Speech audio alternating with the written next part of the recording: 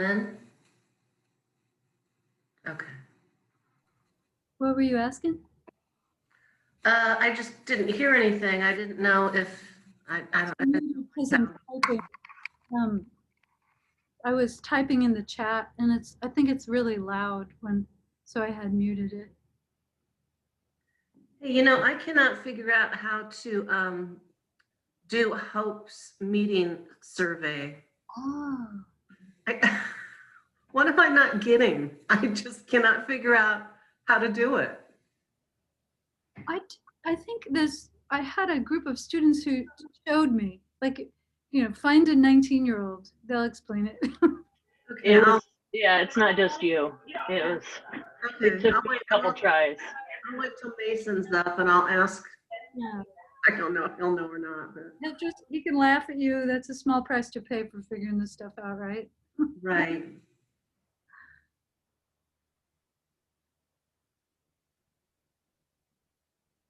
I just cut my bangs. Can you tell? You look great. Stephanie, that's my next move. Cutting bangs. Yep. Hi, Sue Suter. Hi, guys.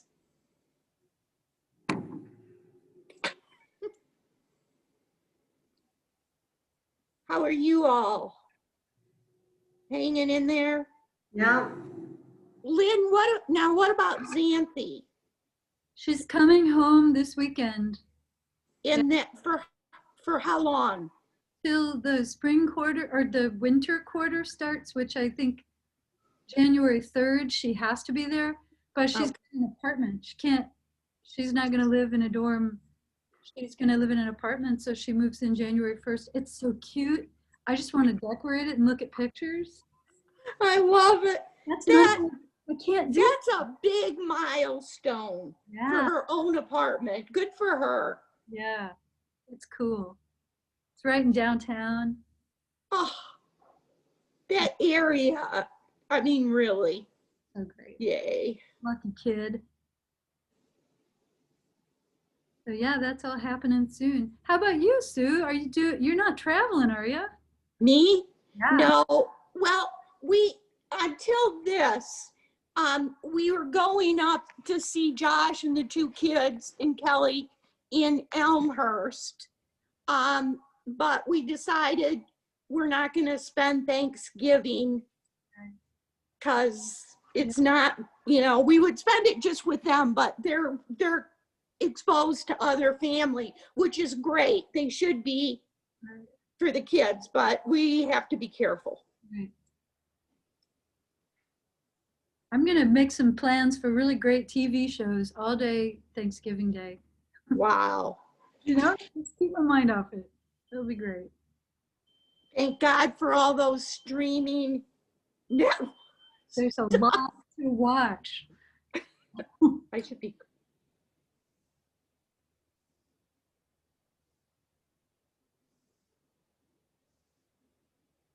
I think we have Gail, Georgiana, Sue, and just waiting for Deb and Anne. Here comes Deb.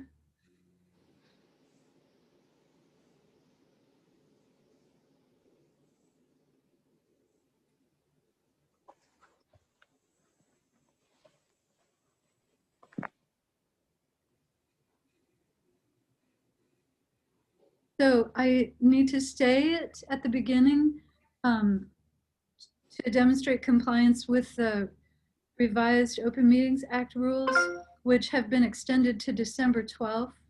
I'm in the Brookins building. I'm in our office with signs pointing people here. This is not our typical meeting room, but all of the rooms that we usually use for meetings are booked today, that's in itself is a surprise, but I'm in the place in case there are members of the public who show up to participate live. Oh, okay. Anyway, so stated for the record, and now I think I can mute. I think all board members are here, and it's 9 o'clock. Whenever whenever you're ready to roll, and I'm going to mute myself. All right, call to order. Bill Kennedy, Here. Deb Rouge. Deb Rouge, She must be Here. muted. Here. Georgiana Schuster. Georgiana, you're muted.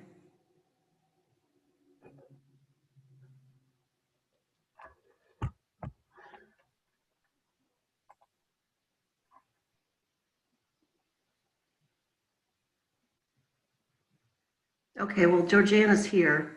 Sue Suter, Here. Ann Robin. Here. Georgiana, if you can hear us, unmute yourself. Those are your Zoom instructions. Okay, I'm going to ask for approval of the agenda as submitted. So moved.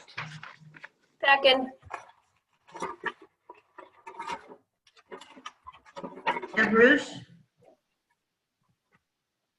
Yes. Georgiana Schuster, Yes. Sue Suter, Yes. Gail Kennedy, Yes. Ann Robin. Yes. Thank you, Stephanie. The next item is citizen input, public participation. Do we have anyone who has a statement that they would like to make at this time?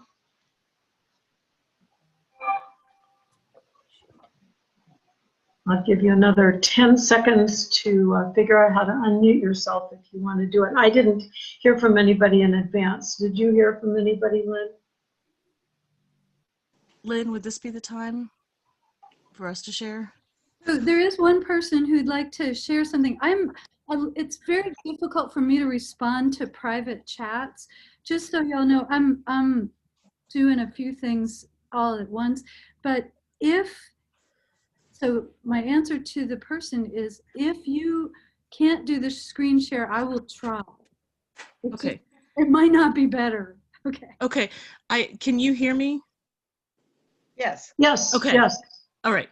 So this is Diane from See You Able, and I'm sorry, literally this laptop just got out of its box like 15 minutes ago. So, but anyway, last time we talked, I told you that we were going to have hopefully have a sneak peek of our website.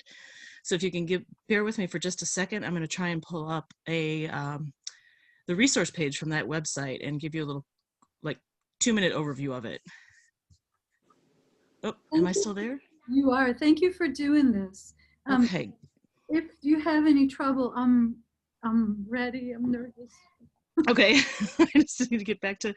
All right, here we go. I think. Hold on. Okay. Share. Can you see that?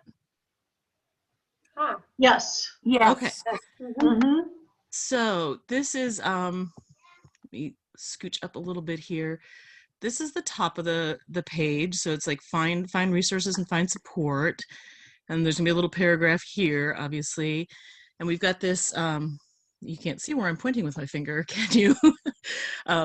Right here, we're gonna have some filters on like disability type, age type, and what type of resource you're looking for, is medical, recreational, social. So they're refining that search thing right now, and it's supposed to be done by end of day today. But these are some of the resources that we have identified in our area. And again, if there are people who want to add and become part of this resource page, we just ask them to contact us. But here is just an example of them. And hold on, let me get one pulled up. I think this one was pretty full. So you can search on like medical or whatever, and you would get this as one of the options. It would refine it just down to some of the medical options. You have a nice little description of it from off their webpage. So as that changes, it will automatically change on our site.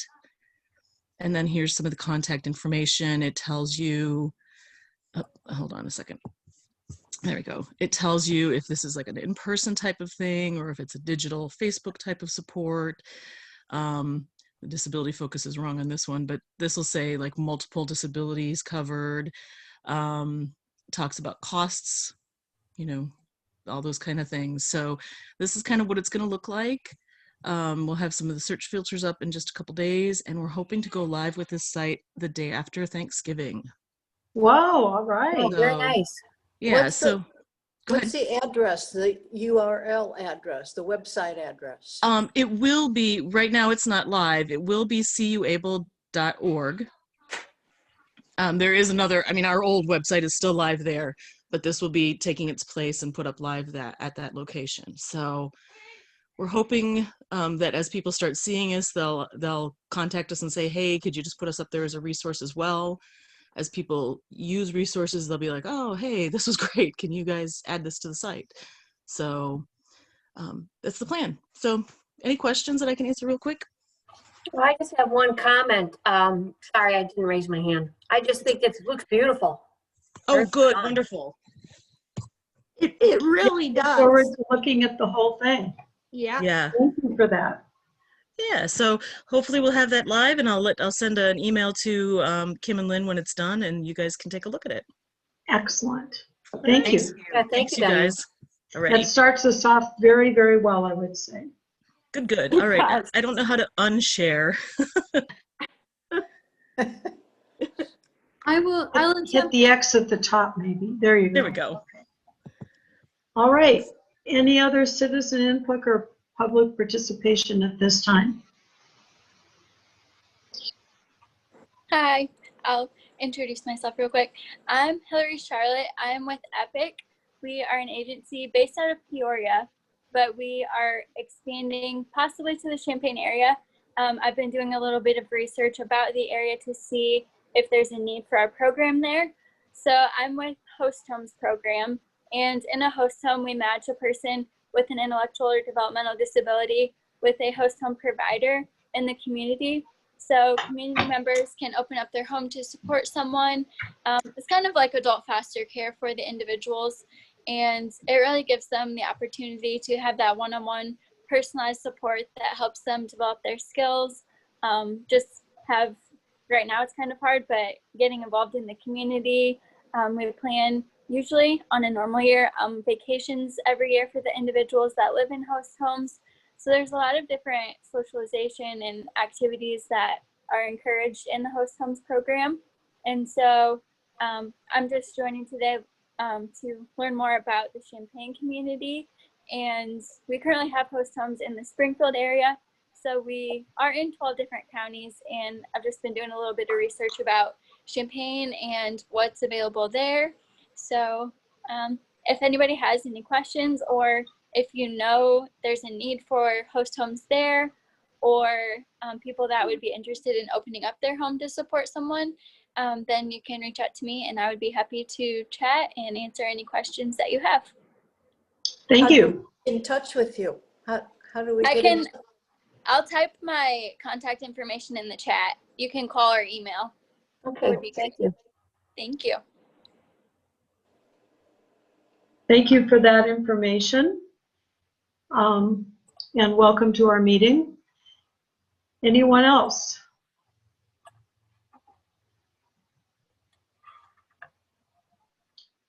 All right. If anyone comes up later and needs to have citizen input or public participation, I may take the chairperson's prerogative and allow them to have a couple of minutes. But since I don't hear anyone else right now, we will move on. And the next item on the agenda is the chairperson's comments. And I do have a couple of things that I want to share with you today. The very last item on our agenda today is the renewal of Lynn Canfield's contract for 2 years.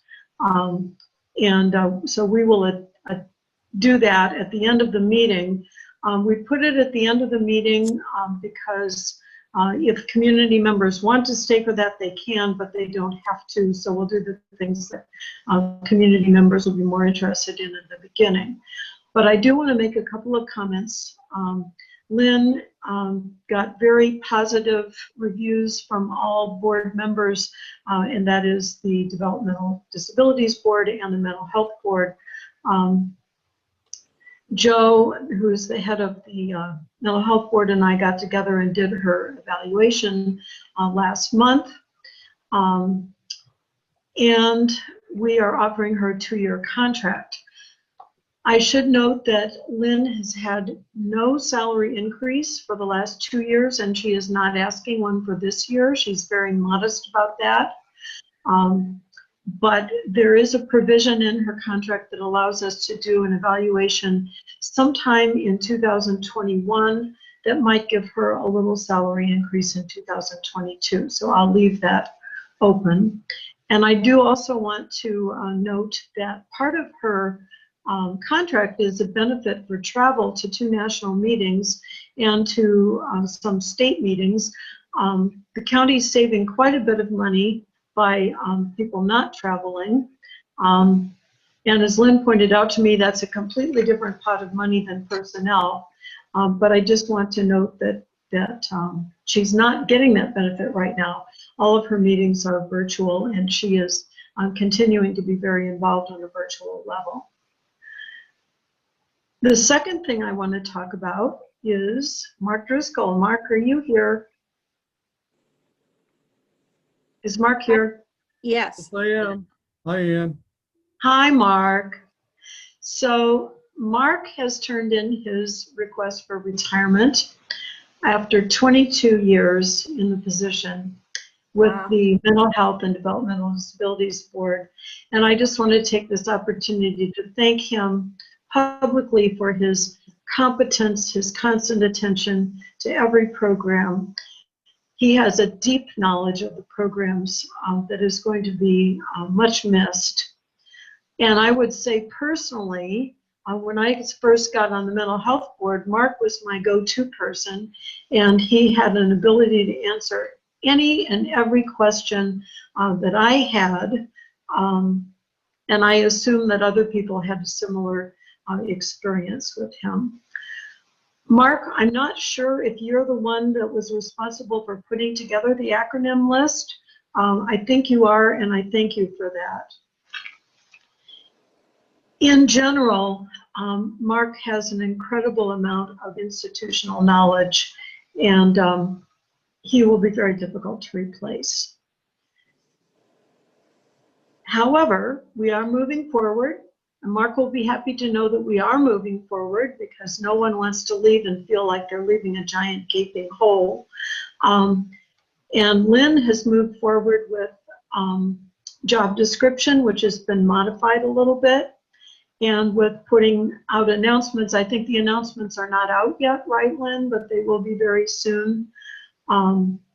So the search is ongoing. Mark himself is irreplaceable, but his position will be filled. And we wish Mark all health and all happiness in his retirement. And then my last comment is the December meeting, I believe right now is not so much a meeting, if we can get everything done today, unless something else comes up. Our December meeting is going to be a joint session, which is a study session with the Mental Health Board, and we're going to finally get to participate in the cultural competence training as offered by Chandra Somerville, and I'm very much looking forward to that. I think it's a wonderful thing, and I want to encourage all board members and interested community members to participate in this opportunity, which will be December, I've got it written down, when is it? Middle of December, and it's at 5:45 p.m. December 16th at 5:45 p.m. So I want to encourage everybody to put that on your calendar and plan to participate. And those are my comments. Thank you. And Lynn, you're next up. Yeah. I just would like to thank Mark too for everything he's done, and it's been invaluable. Thank you, Mark. And I agree, and I want to second that, third that. Definitely. We're going to miss you, Mark. I would agree too. Now that I have myself unmuted, yes, amen.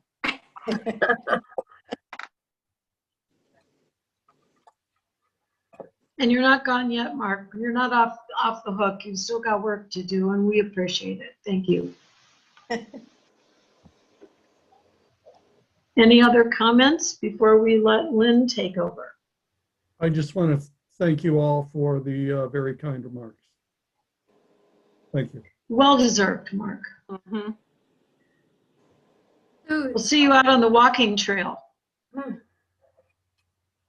so some of us are dealing with like a little bit of an emotional load at the moment. If you can handle it, look at the chat. Look at the chat area, Mark. It's amazing. So I need to stop looking at it. Stop thinking about February. It's not February yet. We've still got Mark for 2 months, 3 months. You're still with us for a while. So I'm going to do my best to live in the present, but also not look at the chat. So I think that my updates are like so dry compared to what you just did, Anne. Thank you so much for doing the heavy stuff, and all of that was really important to me. I'm just going to keep it really technical and brief. We hope to post, this is pending approval of a set of priorities for funding for the next cycle. Our deadline, the self-imposed deadline, because I think we want to have 21 days prior to the application opening to release the NOFO, which usually is simply released in the News Gazette in the middle of December. So December 11 is our deadline. Then we will open the system for people to register if they have not already, or apply for funding. On January 4th is when it opens. So there's a bunch of stuff that we do in between them that's just very like, you know, hunker down and make sure all the components of the application system are updated and are correct and that they match the priorities. This year, we're gonna have just a slightly longer application period than we have done in the last 2 years. And so that people will be able to submit pieces or the entire application between January 4 and February 12. That's about 1 week longer than we've been doing. I didn't realize that we wouldn't have Mark on the other end of that when I committed to that schedule. So we're just going to see what happens. The other thing that I think, you know, right now we're all sort of waiting to see what happens with the state. The state projects budget cuts across the board, you know, including to human services and education of 15%. The other way they might manage the budget shortfall is with the tax increase. So I think everyone, whether they're concerned about DD services or not, is watching the state for their next move. Some of the news related to developmental disabilities is, you know, remains kind of scary. Like there's a really high rate of infection at one of the state ops right now. There are more staff I think there are 32 staff and 20 some clients who tested positive for COVID. So this is, you know, I think what we all fear about large congregate settings. And then possibly in response to thinking that way, only 30% of participants in the state-funded day program have signaled a desire to come back. So it will also be interesting to see what the State Department of DD comes up with as an alternative, because people do continue to need support. It's just how and where and how they'll finance it. So that's all going to be really interesting. Extensions on the rates increases and flexibilities which were enacted to manage COVID are only, I think they only go to December 31st, but maybe there are some things that go another quarter, or they're talking about it at least, which, you know, it's the same as with our Open Meetings Act revisions. Like they say December 12th, these revisions go away, but I don't expect all of us to gather in person on December 16th. So hopefully the state will continue to extend some of those rate increases and flexibilities. Then more local, the deadline for audits, compilations, and financial reviews from each agency was October 28th.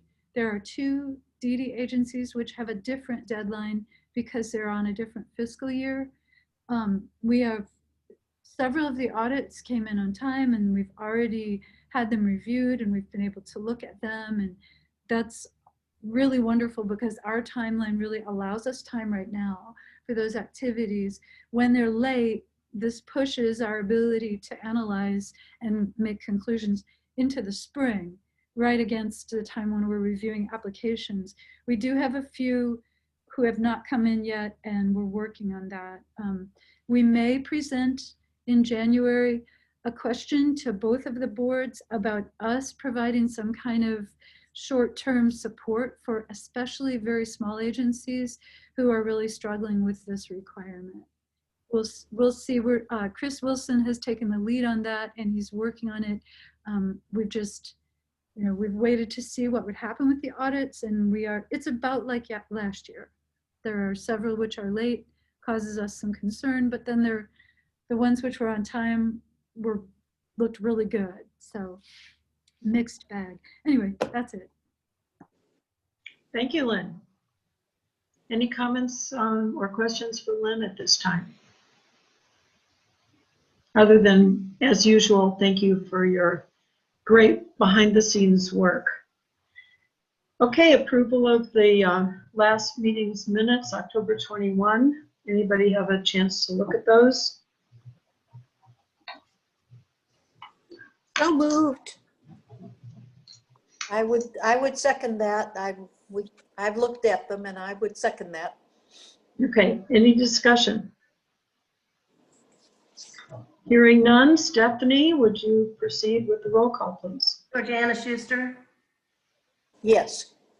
Sue Suter, Yes. Gail Kennedy, Yes. Deb Ruch, Yes. Ann Robin. Yes. Okay, the next item is the expenditure list on pages 7 and 9.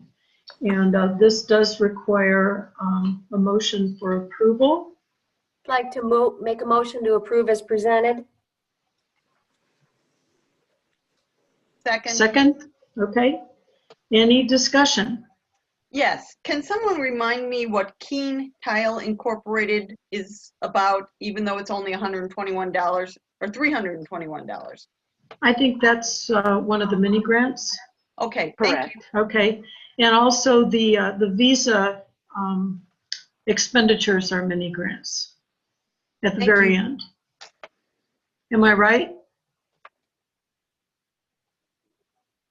Hearing no discussion. Any other questions or comments? I was trying to nod. I was nodding to agree with you because that's right. It didn't work. We didn't hear the rocks rattle, as my dad used to say. Okay, I'll leave it unmuted. Okay. All right, I think we're ready for the roll call. Stephanie?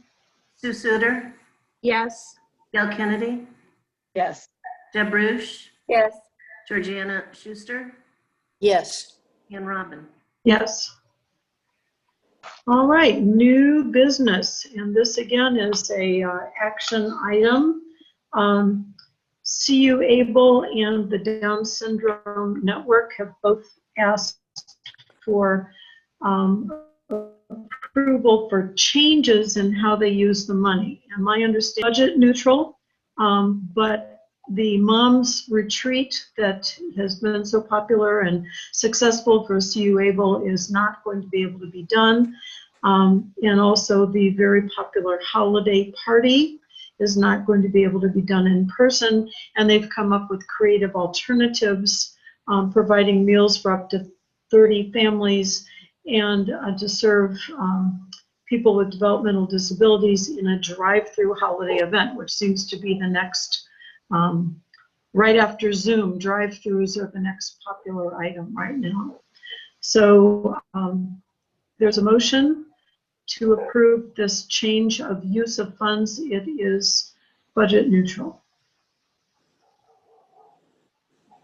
So moved. Second. Any discussion? The only question that I have is, not questioning this, I think it's great that we're being creative.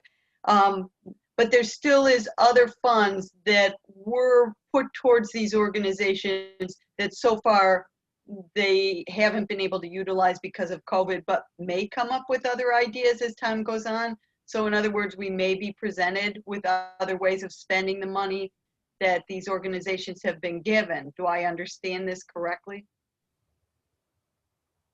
You do.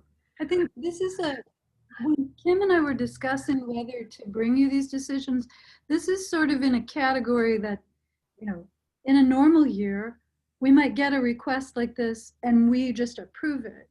But because these are related to COVID and there's specific language in every contract about changes in services related to COVID, we thought that it was important to include you in this discussion and to allow you to make the decision. Because we do. And I'm glad.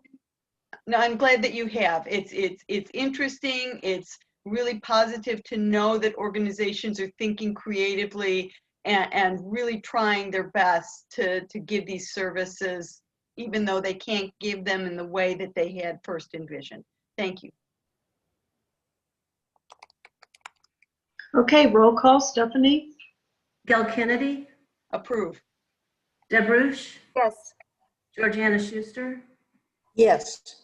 Sue Suter, Yes. Ann Robin. Yes, I guess they were separated. We had the CU Able and Down syndrome. We can just move immediately to the Down syndrome for holiday party.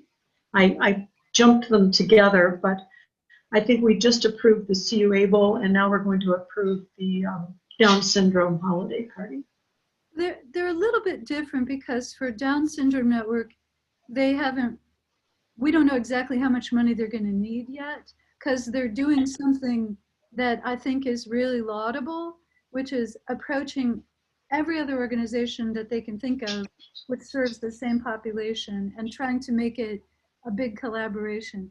I think that's great. So this is kind of like us giving them approval before they have a specific dollar amount. It'll still be within their budget. Thank you for that clarification, Lynn. I guess we need to have the Down syndrome proposal on the table. Somebody want to? So moved. Second. Okay, we've already had some discussion. Any more discussion? All right, Stephanie? Deb Ruch, Yes. Georgiana Schuster, Yes. Sue Suter, Yes. Gail Kennedy, Yes. Ann Robin. Yes. Okay, the next item, thank you very much for that, and congratulations to these two excellent organizations for thinking creatively and thinking outside the box, as we say. The next item is local impacts of COVID-19, which is a briefing memo for mental health board and DD board funded programs. And I just had a couple of comments about that. Lynn and I talked earlier this week about this. Number one, I want to publicly thank Lynn and staff for including the mental health board programs in the document that the DD board is getting, because even though we don't have to make determinations about these, the mental health board does, it's really excellent to know what's going on in the community, and mental health and DD really work together. So I thank Lynn and staff for doing that. And then there were several things that I just wanted to draw to people's attention. I hope that if you had a chance to read these already, you may have made some of your own notes, and if not, I encourage people to go and actually spend a little time reading them. And one that I want to draw to your attention is on page 15 from the Champaign County Healthcare Consumers, talking about the difficulties getting people signed up for Medicaid and SNAP benefits. As you all know, the Mental Health Board and the DD Board provide services or fund services that are not covered under state money, such as Medicaid or SNAP. But the Champaign County Healthcare Consumers is pointing out that it's very, very difficult to get people signed up for these things. And they analyze the reasons why. And I wanted to point out on page 16, Community Choices and then Developmental Services also talked about the community living and customized employment and difficulties that they were having. One sentence that kind of jumped out at me was having to do with employers or businesses having a somewhat flippant attitude about exposure to COVID-19, which required the staff in these agencies to weigh things carefully in terms of responsibility to work hard to find a good match at an employer that might be actually putting people's health at risk. So this is a COVID-19 specific employment difficulty that we're all aware of, but they put it very clearly. And then on page 18, here's an organization called Dream House, D-R-E-A-A-M. And the AA stands for, AAM is African American Males, and I forget what, Dream, it's an acronym. But it's a small organization, and they have been able to get an excellent grant, I believe, from the state, and they've opened up 2 learning centers and are serving 58 young males in their learning centers during this time of remote learning. These are probably children that would have difficulty getting these services anywhere else. So I want to give a shout out to them for their excellent work. And then the last comment was part of Developmental Services Center. And again, they've done incredibly creative work improving not only their own online capability, but the online capability of their clients and individuals who are getting their services. And there's several notes about how if someone's working in the community, the ability to do something online is pretty much required, regardless of whether, what kind of job it is. There's applications and there's trainings and there's things that are online. So they've been working really hard, and I think somewhat successfully, in getting people that had not been using those skills to have those skills. So they talk about that. And the very last thing with DSC is they've put together a podcast that clients have put together, and I really am looking forward to getting a link and having a chance to check out that podcast. So those are my comments about those, and sorry to take so much of your time, but I thought that these were all very well written and very informative. Thank you. Any other comments about local impacts of COVID-19 or things that you've come in contact with? And I just want to second, excuse me, I just want to second what you said. And it really, thank you to staff for doing this, because it really is informative. And I commend the agencies too for being so creative and willing to sort of turn on a dime in these unsure situations. And I have just one short comment. I really think that the providing of computer digital equipment and the teaching of computer skills is more and more important every day, and whatever these agencies can do to provide those skills and the hardware and software to keep people informed, keep people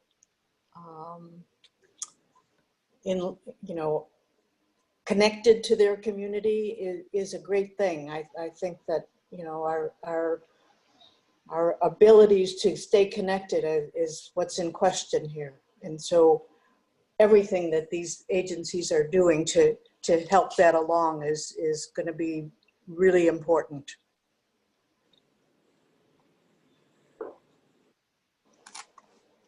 Rosanna, while you were mentioning that, I landed on one example of that, and it's from Rose. Yeah. You're right. I think one thing that we're all learning is that it is very hard to do all of these services virtually. So, I appreciate the agencies taking some time to put comments like this into their reports so that we can then draw to your attention just exactly what you're talking about. Lack of technology. And telephone minutes, yeah. So thank you. This is also, by the way, COVID is one of the reasons that some of the organizations have had trouble with the audit requirement this year. Just to. Well, I think that segues very nicely into the next item, which is agency information and successes. Because a lot of these things that people wrote about their difficulties with COVID-19 were actually successes, I would say.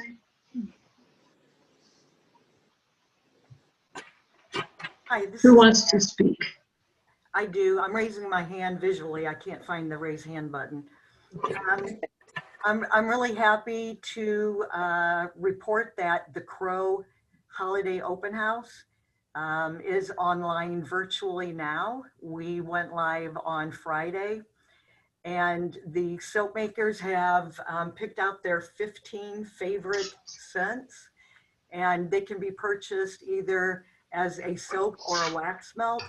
And additionally, they made one-of-a-kind ornaments that are for sale. We have already exceeded expectations. I think we've had 25 orders that have been placed. Our soap makers are just over the moon excited. And, we're arranging for pickup at the Crow in a safe manner. If you want to look at the soaps that are available, you can go to the DSC website and then employment services, and you'll find the order form under that. And if you want my personal favorites, you can email me and I'll let you know what those are. But I'm just really very happy. I just think they've just done such an awesome job, and we couldn't be more pleased with the response so far. And then, Anne, you mentioned the podcast group. I checked with them right before this meeting. The first person who is going to be interviewed wants to practice his responses, but they hope to actually record that podcast next week before Wednesday, before the holidays, and have that available as a podcast. And the people who are participating in that group came up with the questions, they identified who they wanted to interview, and staff are just there to help them navigate the logistics of recording that. So we're very excited about that as well. Thank you. Annette, it looks to me like, just for everybody's reference, that Greg put the link in the chat for the Crow Holiday Open House link. Perfect. Thank you, Greg.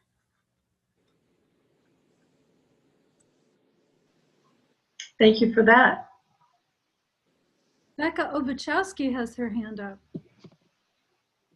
Hi, good morning, everybody.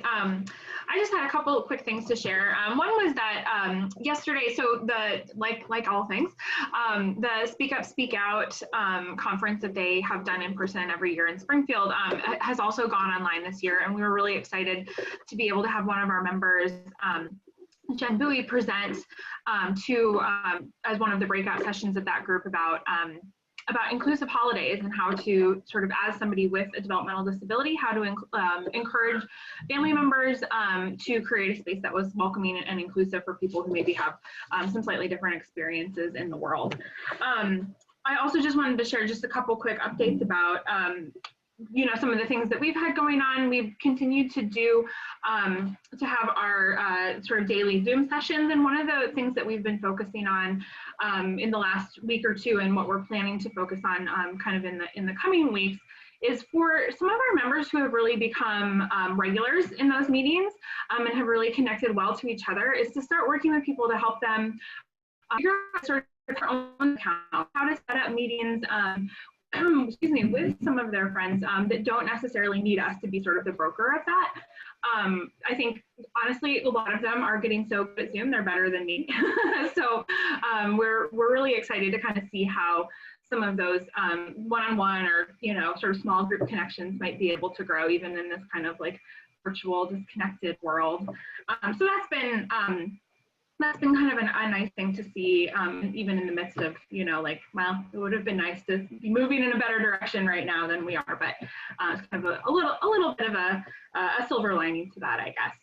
And also just, we've kind of continued to offer a lot of classes. Having so much contact with people through those Zoom meetings has given us a lot of ideas about things people are both just explicitly tell us, I would like to learn about this. And then also just some things that we kind of as staff have realized, like, oh, hey, I think this would be a really particularly helpful subject. And we've been able to shape those into some, honestly, some additional classes and opportunities that we might not have been able to do in kind of a normal time frame. So I think that's about it for us.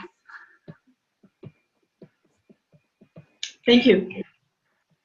Anyone else have their hand raised?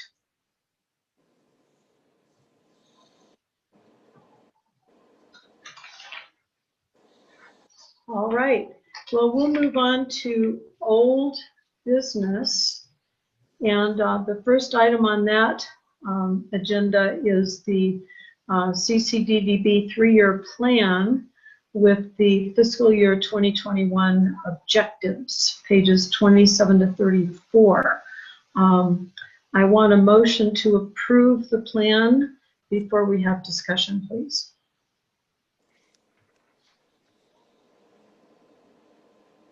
So moved. Second. All right, open for discussion. Any discussion about the 3-year plan? I know we've had it for a while. We've had an opportunity to look at it. I have a question. Lynn or Kim, did we get many comments from the community? No. Yeah, we did Okay. not. The mental health board 3-year plan got a couple comments. I'm not sure. They really weren't applicable because it had to do with specific populations that are of interest to the mental health board. But there was some staff feedback and some board feedbacks. Tim incorporated all of that.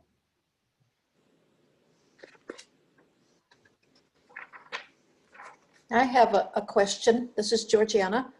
The things that are darkened that we're looking at right now, if they don't have a line through them, that means they're being added. But if they do have a line through them, that means they're being taken out. Yes? You got it. Yep. And apologies. Yeah, I think this is how it comes out printed, because when it's online, it's yellow if it's a change. Or green if it's a change, right, Lynn? And that shows up pretty easily. The eye can pick those out. If there's a line through it, you can see what's being deleted, but the fact that there's a line through it means that it's going to be gone. This is really it's really a very technical, strange little thing, but we've found that yellow highlights don't copy very well. So, and that's one of the reasons I wanted to share the screen, because unfortunately, I used yellow highlights in the next document, but in this one, Kim stuck with the program and used green, which is sort of visible. Makes it easier to read. Yeah. Sorry about that. But with the final draft, will remove all of the strike throughs and highlights. So what you're approving is this draft with those changes fully implemented. So we'll be seeing this one more time when it's a final. Is that what you're telling us, Lynn? This is final. This is it. Okay, We'll just I understand. Yeah. Yeah. I find it very helpful to see what things are changed and what things are the same.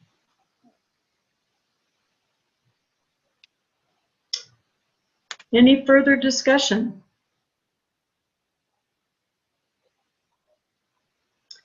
Okay, are we ready for a roll call? Jana Schuster, Yes. Sue Suter, Yes. Bill Kennedy, Yes. Deb Bruce, Yes. Ann Robin. Yes. All right, the next one is the 2022 allocation priorities, pages 35 to 48. And the same thing applies. The highlighted things without a line through them are new and added, and the highlighted things with a line through them are deleted.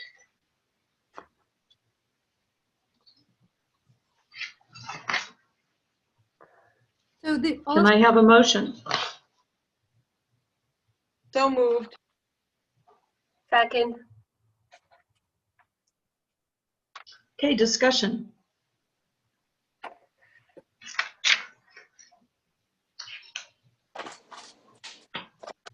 Most of this is not a change. And I think a lot of it is just cleaning up language, but most of it is really not a change at all. So it's pretty much the way we've been doing things. One thing I just wanted to point out to you is that in general, we approve funding for 1 year, but we have the ability to extend at the request of the agency funding for a second year without another application. Am I right about that, Lynn? That's how the process works. It would be, we would probably initiate that. Normally, we offered to an agency a 2-year term and they declined it. So I think that both parties have to agree to the 2-year term. Yeah. And there are downsides to either way, but it is under your funding guidelines, and I also think this is in the statute. You do have the right to do 2-year contracts. So okay. Most contracts are 1-year contracts, but we have the ability to do 2-year contracts if the agency agrees to that. Yeah. And so that's still in there. That's enshrined right there. Okay. This is, you struck the redundant language. It's down at the bottom because this covers it, and we don't do it very often. Yeah. You do have. Yeah, the 2-year contract is kind of buried in the middle of page 47. Any other discussion?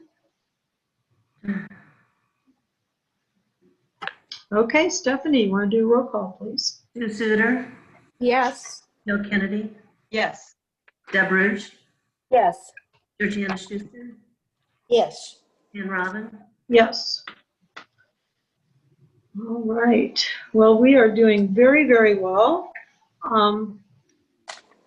The next item is 2022 is just for your information. It's the Mental Health Board allocation priorities. You can compare the allocation priorities in the Mental Health Board and the DD Board, and I think they're pretty similar.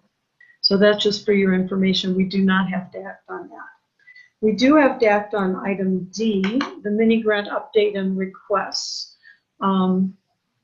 There's a motion to approve the extension to terms of the mini grant agreements for applicants 25, 33, 34, 44, 48, 49, 51, and 5,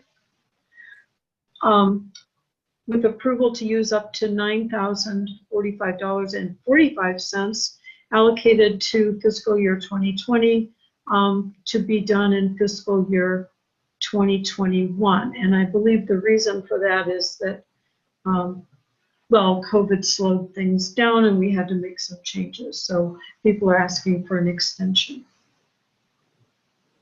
Can I have a motion?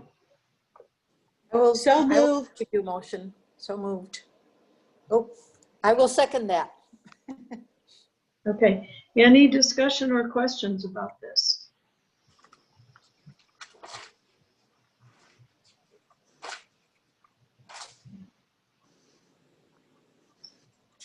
Lynn, would this also be something that if we weren't dealing with these extraordinary circumstances, the staff might just go ahead and take care of this? Or is this something that, I mean, it's budget neutral? Yeah, this one's a little bit different because it's taking money that we planned to spend in 2020, saying we couldn't do that for a whole bunch of reasons, and then proposing to spend it in 2021 instead. And that's actually it's very affordable. It's not very much money, but we would still ask you because it's skipping over into the next. Okay, all right. Thank you for that clarification. Any other discussion?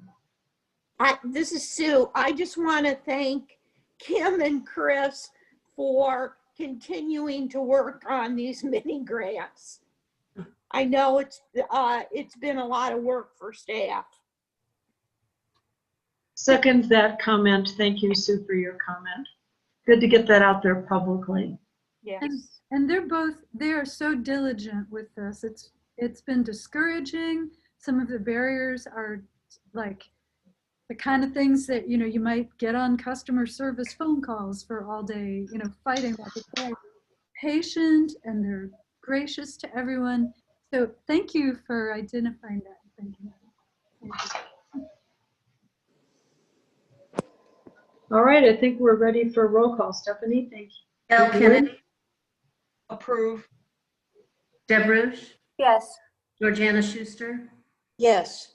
Sue Suter, Yes. Ann Robin. Yes. All right. The next item is information, Developmental Services Community First Program update. This was requested based on questions from the September presentation, and some of it is, well, most of it is related to how they have been able to adapt to the COVID-19 restrictions and continue programming creatively under those restrictions. Are there any questions or comments about this update?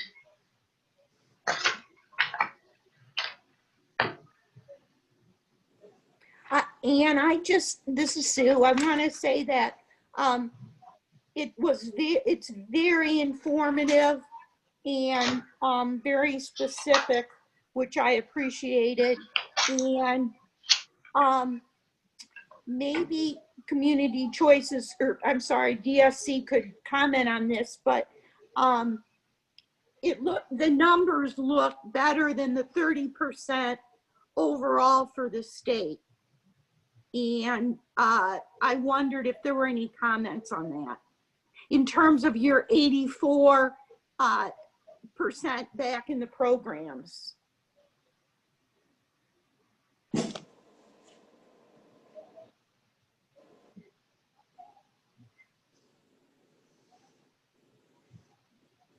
Sorry, with this on the screen, I was having a hard time finding the unmute button. I think that we were really pleased with, you know, how close we were with the estimated participation. You know, the virtual option has enabled us to invite a lot of people in, and that was something that everybody enjoyed more at the front end than they do now. I mean, I think it's kind of, people are tired. COVID has, you know, they're still wanting, you know, personal input and one-on-one support. And we have increased opportunities for one-on-one support, not just in this program, but in other programs that are funded by DDB.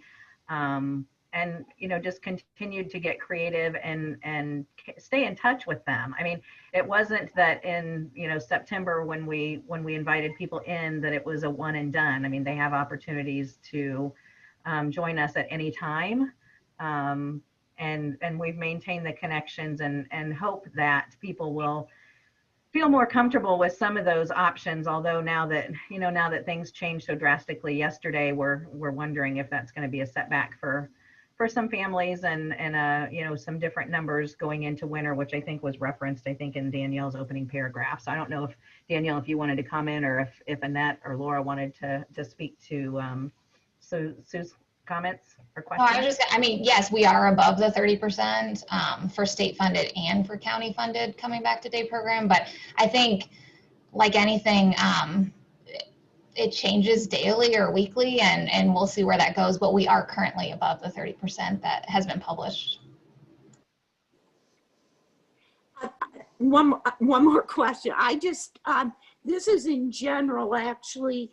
I've heard from some parents, how do we stand in the community on respite care? Are you hearing a bigger need for that, or comments on that? I think that, you know, right now, I mean, we are using and referring to the Illinois Respite Coalition. I would assume that EPIC has gotten a few referrals too. There's some differences in those two options that families have to choose from. The individual and family support program, I think, probably, you know, comes closer to providing that kind of support. And there's been some increase in hours that people are requesting. So, you know, they have their own providers and family members. But there's also a lot of one-on-one support happening in that program and in Community First that, you know, breaks up the day for families. We've dabbled a little bit with doing some in-home day program, but boy, conditions have to be really favorable for that to happen. You know, you need to know kind of who's coming and going out of the home, and are they taking precautions and being as diligent as, you know, as what we're doing in center and in the community with, you know, our staff. So the one-on-one support, I think, is a hybrid of respite, but yes, we still do get some requests and we do make those referrals if IFS isn't able to meet the need. Okay, thanks, Patty. Sure, thanks for asking the questions. Well, thanks to DSC for providing those useful comments and reports. So the next item is agency quarter program reports, pages 60 to 80, and this is information. Any comments on that?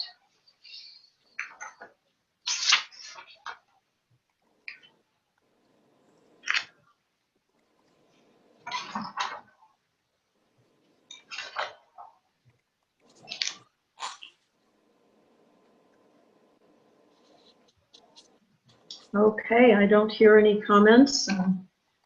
I didn't have any specific questions. Anybody have any questions about those? And then item G is first quarter of 2021, pages 81 to 101. So more reports.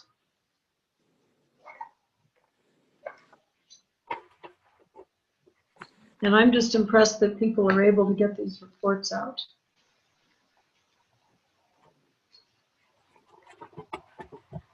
Well, I want to just say that I also appreciate the DD agencies have done a really good job of getting their work done in time, and that allows Kim to, and she really has to hustle to pull it all together. I think Stephanie helped too, but this is a lot to bring together, and I love that you all get to see it. We don't do that with the mental health board.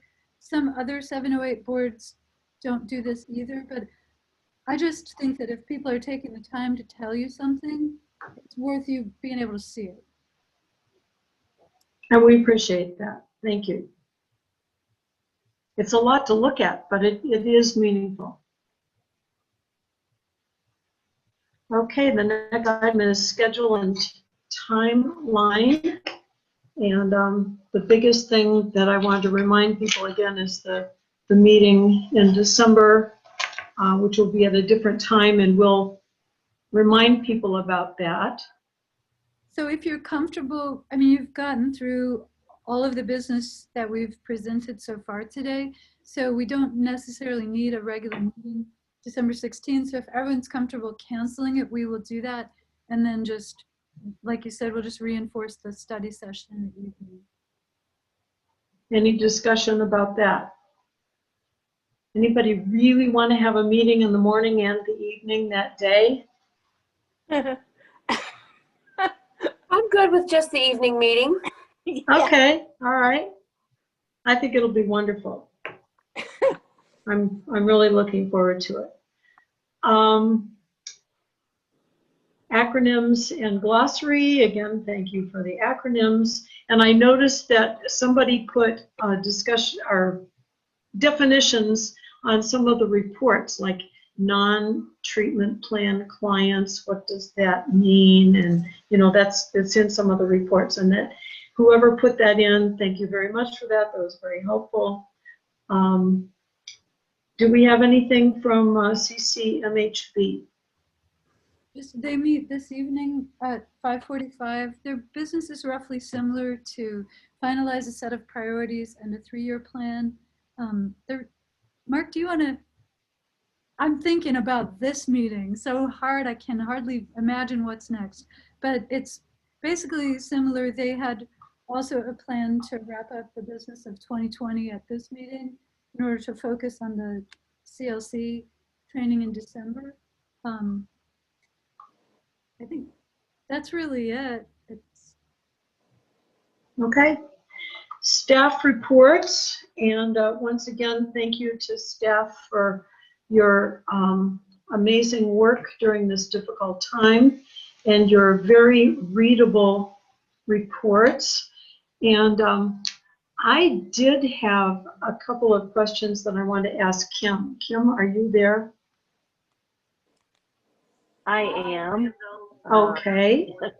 And I love having you unmuted because I really enjoy seeing your child-friendly office and your child in the background. Hello, how are you? There is. Oh.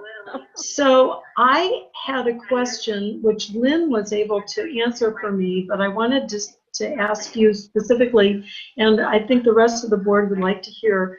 You put service claims under with person served or on behalf of person served. And now I understand that completely and could actually explain it myself.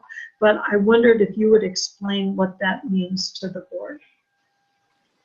Yeah, so it is the claim with person served is doing the activity alongside that person, and it has kind of ebbed and flowed in its definition as far as if you're delivering an item to a person that they're going to directly benefit from, you know, that afternoon or later on in the week. We have included that as with person served. On behalf of would be more of an administrative task, making a phone call for that individual regarding their power bill or something along those lines.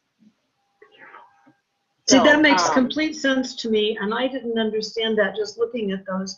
But there's so much behind the scenes work that has to take on behalf of the person, making phone calls, filling out forms, doing planning, all that sort of thing. So that the direct time with the person may be half an hour, but the time to get ready for that half hour might be an hour and a half, for example. Correct. Yeah. Okay, that's very helpful. Keep that. So we got to get to your thing. Oh. And I don't know, we're just after 10 o'clock. I had some questions, again, for you, Kim.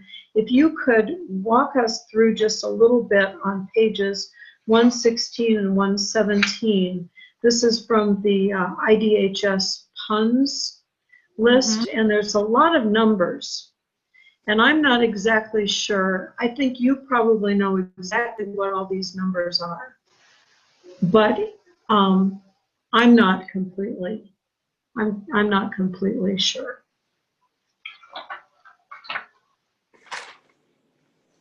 So right at the top on page 116, it says reason for PUNS or PUNS update, and it says 947. What does that number mean?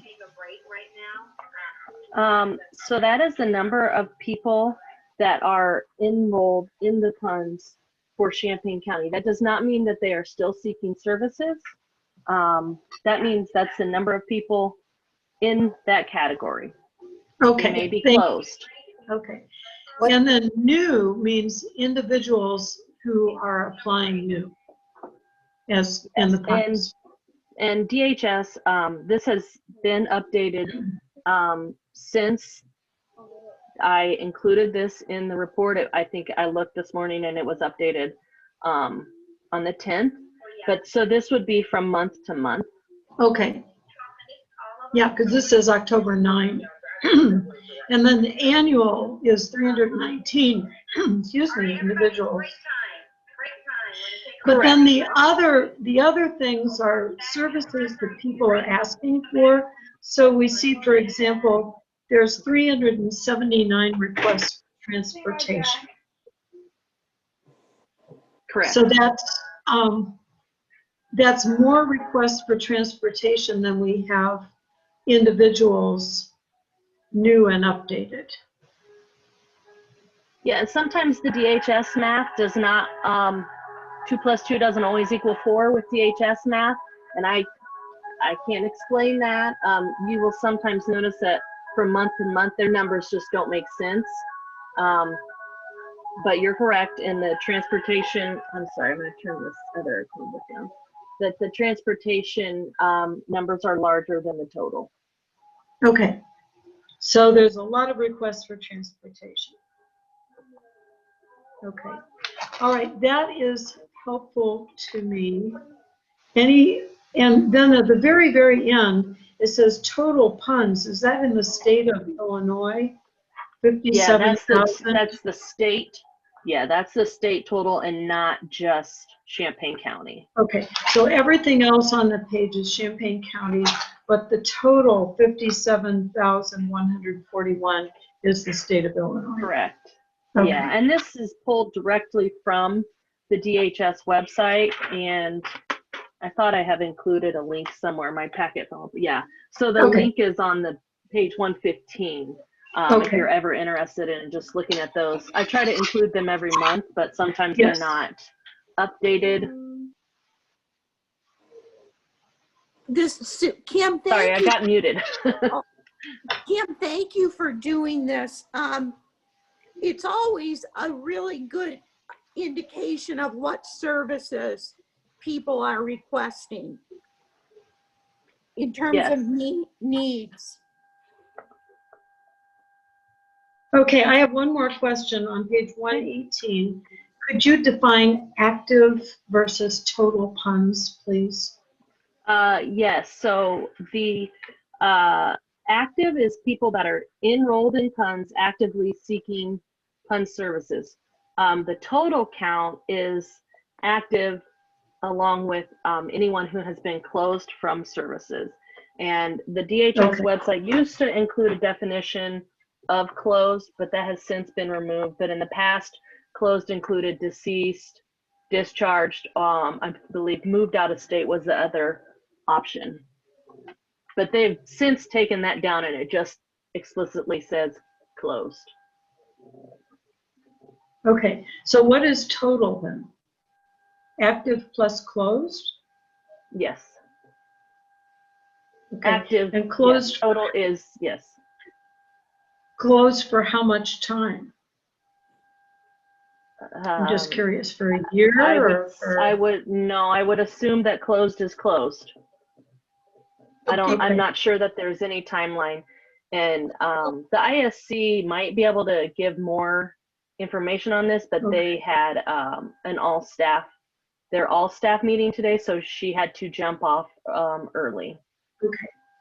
Well, sometime in the future, you can update us and enlighten us on that issue. Otherwise, thank you very much. Please.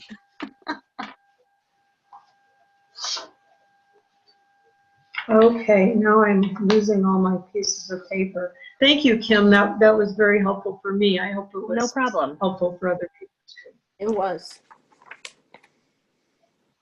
All right. Anything else about staff reports? Thank you to everybody for your staff reports. They're always good reading. I'm always impressed. I have a little bit of an update and I think this probably applies to all of us because it came up really fast. But we, you know, in the past when we've lost such an important staff person from our team, we've taken a minute to assess our operations and talk about the processes and you know, kind of reconfigure. This year, because of the UIUC evaluation contract, they have offered to help us do some of this through a logic modeling for ourselves and the board. So that's really exciting. I thought it would take forever. I thought we'd be doing it next year, but they're ready to roll. So, we spent some time with them on Friday, and I just want to say Friday afternoon is a really hard time to brainstorm.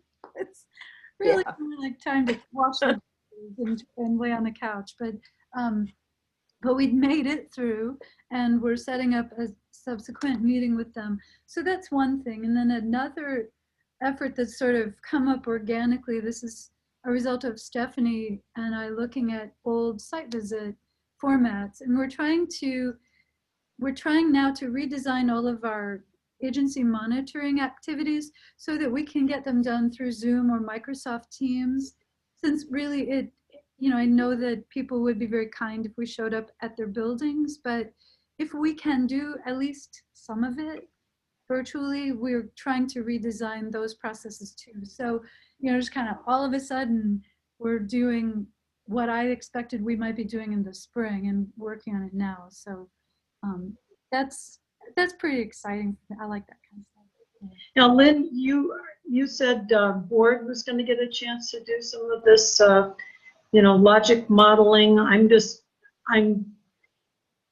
Having been aware of it for several years now, I'm still not exactly sure how it works. So that would be interesting. We just, it's just because when the board meets, it's a public meeting, and this work takes a long time. It takes a lot of time, and the boards each, in addition to being volunteers with a pretty heavy responsibility for a lot of money, have a lot of activities already that they have to do during meetings. So our thought was to bring board members in like one or two at a time to work on the process with us. Okay.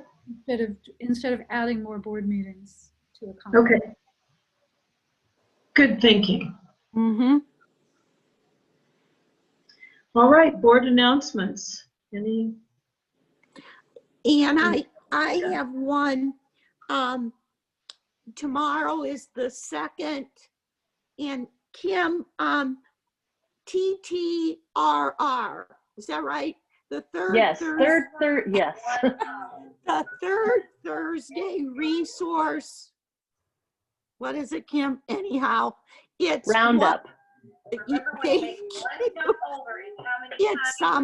what we decided to do instead of the in-person expo. So the third Thursday, there's been one before this, and tomorrow is the second one, and that's where the exhibitors have presentations, and then people who attend can break up into small groups and ask specific things of the exhibitors. And I wasn't able to be on the last one, and I think there were around 50 people registered for it, but then there was a drop in people who actually then came on Zoom, which I think is probably pretty normal in terms of people last minute aren't able to do it. But people register ahead of time, In that way, you can determine if there are accessibility needs. Interpreters.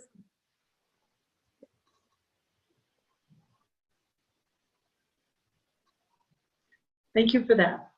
You're Any other welcome. board announcements? That was a good one.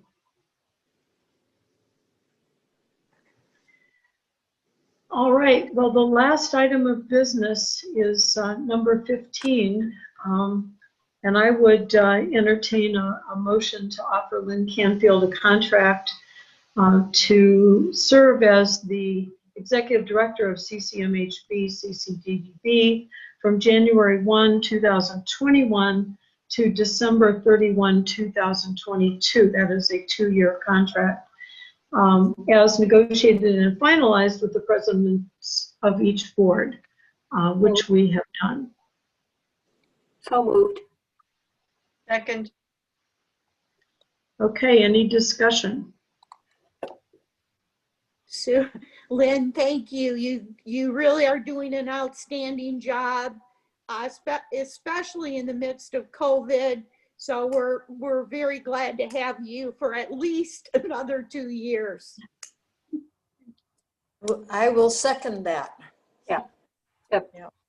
I agree too. And we may have a little discussion next June, July, depending on how things are going with the budget. It may be a moot point because there may be no money, but to talk about increasing the salary just a little bit. Let the respect be reflected in the check. Mm-hmm. Yes. Any further discussion? Stephanie, I think we're ready for you. Deb Rush, Yes. Georgiana Schuster, Yes. Sue Suter, Yes. Bill Kennedy, Yes. Ann Robin. Yes.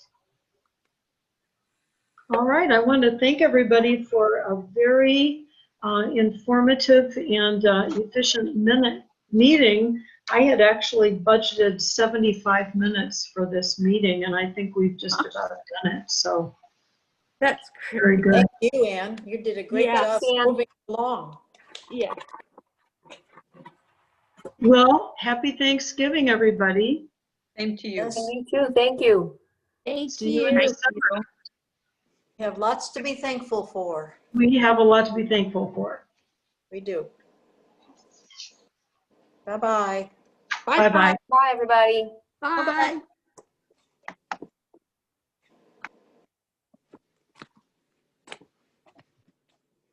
Diane Gordon, thank you.